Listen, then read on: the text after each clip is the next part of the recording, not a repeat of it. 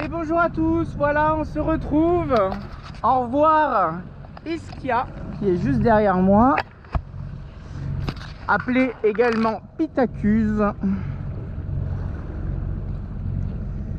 Voilà, bah écoutez, c'était une très belle île, hein, très belle visite. J'ai beaucoup apprécié cet endroit qui est très joli esthétiquement parlant. Là on peut voir le Castello dei Aragonesi qui se trouve juste là. Juste en face là, vous voyez, avec un petit chemin qui relie, c'est vraiment une presqu'île avec la montagne et des vieux bâtiments dessus. Ça me fait penser un peu à un mini Mont-Saint-Michel, grosso modo. Je vous invite à regarder des photos sur internet pour les plus curieux, mais c'est vrai que de l'autre côté c'est encore plus construit. Et ça fait vraiment petit, ça a la même forme. Voilà, avec la digue comme ça pour y arriver. Moi je surveille ma bouée jaune, je vois qu'on fait cap dessus donc je vais m'éloigner. Voilà, bah écoutez, que dire. Je surveille les navettes parce qu'il y en a beaucoup.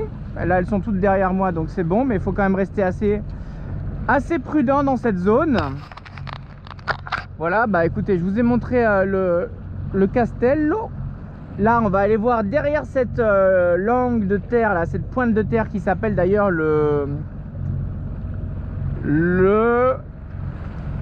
comment ça s'appelle déjà?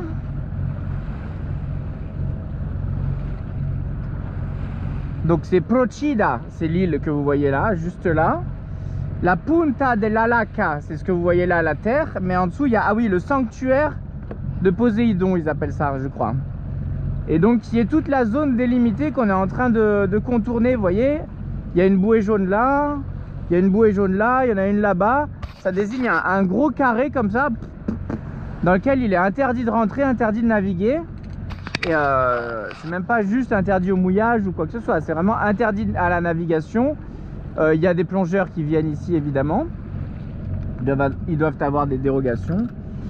Et du coup il y a des vraies beautés subaquatiques à découvrir dans cette zone là. Voilà, le sanctuaire de Poséidon, c'est juste ici.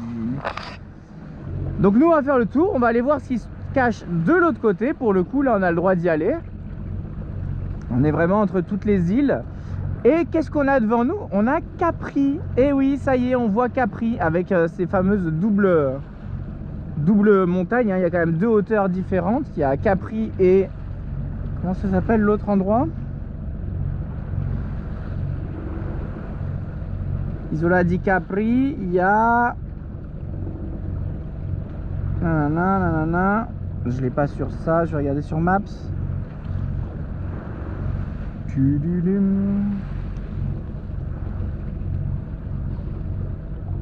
Anacapri, voilà. La grande montagne c'est Anacapri et la petite à gauche c'est Capri. Voilà, j'ai découvert ça donc je vous le partage tout simplement. De toute façon on aura le temps d'y aller. Apparemment il n'y a qu'un seul port dans Capri et c'est la merde, c'est super cher. C'est un des ports les plus chers de Méditerranée. Pour pas grand chose parce qu'en plus de ça il y a des ferries qui passent jusqu'à minuit pleine balle et tout. Donc bon, d'après les commentaires de Navili ça a pas l'air d'être incroyable. Donc je sais pas ce qu'on fera. De toute façon je risque d'être en famille à ce moment là, puisque ma petite sœur qui est de retour avec son chéri a encore commandé elle s'embête pas, hein. Elle avait commandé les Cinque Terre la première fois et là elle a commandé la Costa Amalfitana. Donc grosso modo c'est de la pointe que vous voyez là jusqu'à la montagne que vous voyez là, mais de l'autre côté derrière, voilà. Et apparemment ça serait la plus belle partie d'Italie. Donc on va aller voir ça ensemble. Je vous raconterai ce qu'il en est. De toute façon nous on a encore du temps. On va déjà aller jusqu'à Porto di Baia aujourd'hui pardon. Donc Porto di Baia, je vous en ai parlé précédemment, c'est là où se trouve juste en dessous, juste au large du port, des statues et des mosaïques, etc. et des reliques antiques à même le fond marin, sous l'eau, immergées, qui ont été retrouvées il n'y a pas longtemps, etc. Donc on va voir ce qu'il en est. En tout cas on va aller dans cette zone là. J'aimerais bien aller, enfin je vais aller à Cumes, quoi qu'il arrive. Je sais pas quand, je sais pas comment, mais je vais y aller parce qu'il y a plein de trucs. Il y a le temple d'Apollon, il y a tellement de belles choses à voir. Donc ça c'est sûr que on va y aller. Voilà, maintenant écoutez, que vous dire, je vais quand même vous parler de l'ambiance ici, hein. C'est quand même assez particulier, notamment vous si vous venez dans ce coin là et que vous n'avez pas la maîtrise de la langue italienne. À mon avis vous devenez une proie facile. Je ne sais pas comment dire autrement, mais ici il y a quelque chose de très peu marin dans cette zone là quand même, hein. Les gens en ont un peu rien à faire. Ils n'hésitent pas à vous demander jusqu'à 10 € du mètre en mi-saison, hein. On n'est pas du tout en haute saison, on est en début de la mi-saison. Et chez certains en France on était encore en basse saison, hein, en mai, hein. Donc c'est assez fou. Donc ici c'est déjà 10 € du mètre. J'ose même pas imaginer qu'est-ce que ça sera en juillet août. Donc vous imaginez bien que ces ports là, moi j'y mets pas les pieds. Il faut bien anticiper, bien appeler en avance. Et la grosse difficulté, comme je vous dis, c'est que il n'y a pas qu'une capitainerie par port, mais il y a plusieurs pontons privés par port. Et ça c'est vraiment la douille ultime. Et c'est vraiment quelque chose qui est vraiment hyper désagréable, parce que vous devez constamment négocier, marchander, etc. Et en plus de ça, contrairement à un port en France où quoi qu'il arrive on vous trouvera une place, et c'est quasi, ça met à part vraiment quelques peu d'exceptions, mais sinon un port aura toujours une place pour vous, même si elle est pourrie. Ça va être à couple, ça va être ci, ça va être ça, mais en tout cas en Atlantique du moins, vu qu'il y a les problèmes de marée, etc., on peut pas vous dire non, allez au prochain port, allez au suivant, etc. Les ports sont assez espacés en Atlantique, il y a au moins 20, 30 000 minimum, si ce n'est plus, entre chaque port.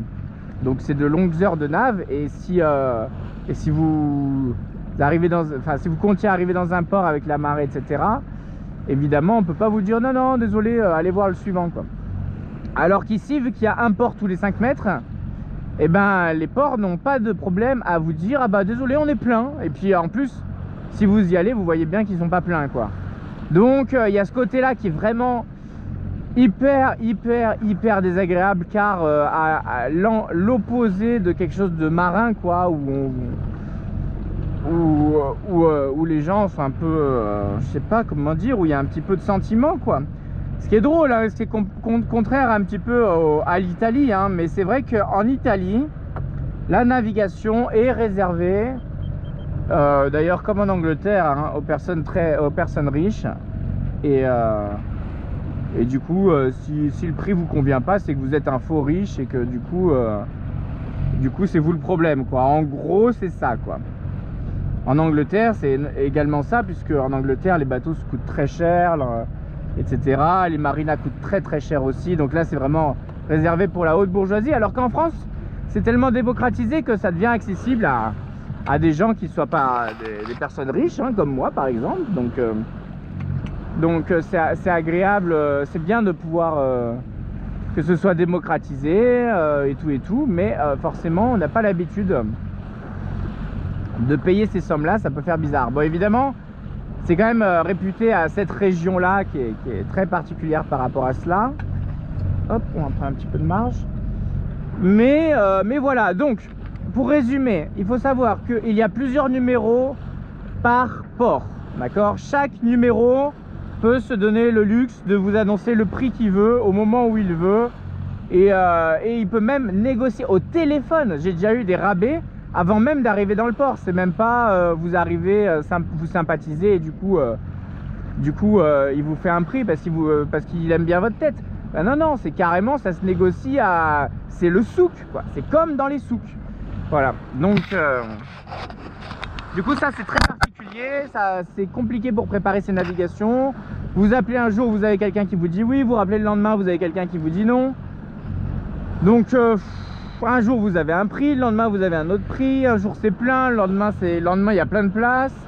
Donc voilà. Et au milieu de tout ça, vous avez toujours un ponton avec un mec super sympa qui vous accueille, adorable, etc.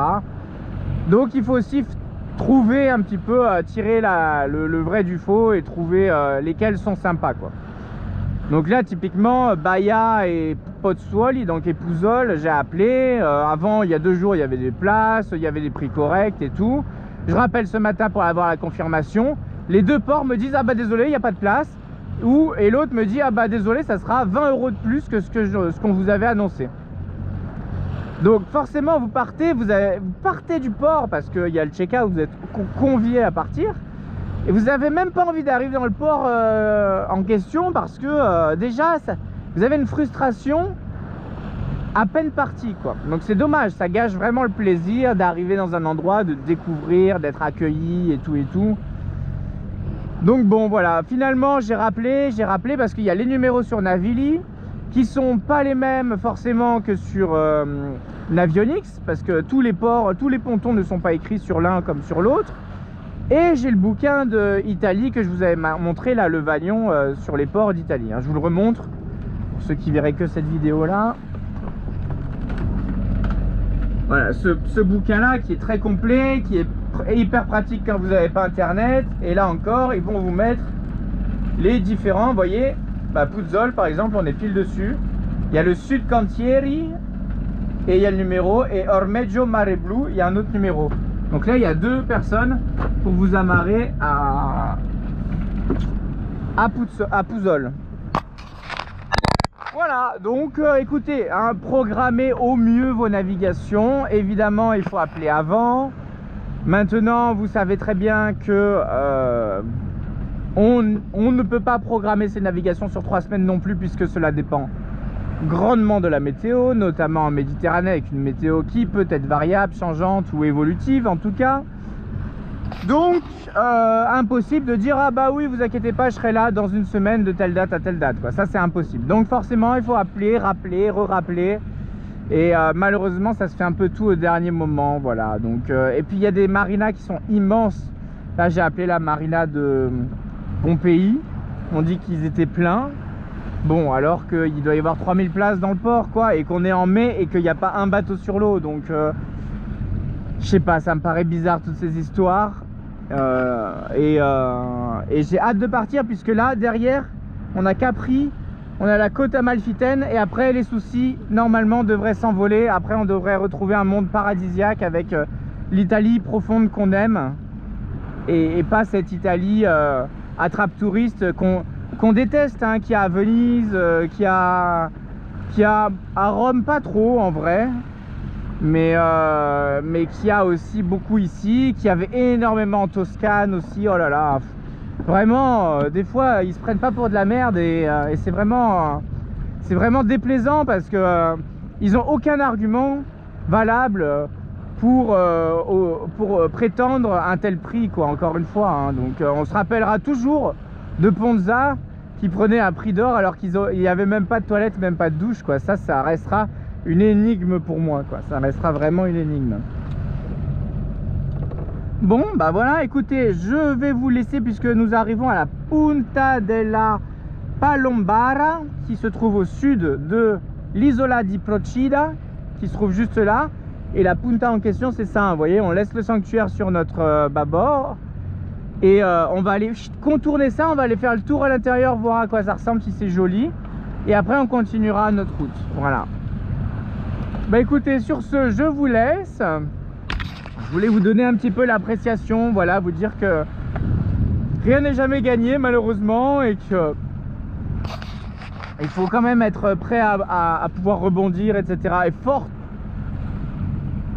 heureusement qu'il n'y a pas de marée, parce que sinon ça serait une autre ambiance. Voilà, je vous embrasse, je vous dis à tout à l'heure. Au revoir Ischia, très joli, regardez, c'est joli quand même, avec son petit château ici, sa petite presqu'île, le volcan derrière là comme ça qui surplombe l'île, et voilà. Et on voit Capri qui se dessine, assez intéressant. C'est la première fois que je vais voir cette île, donc on va voir si elle mérite sa renommée. Je vous embrasse et je vous dis à bientôt, j'espère avec un petit peu plus de soleil. Bye bye.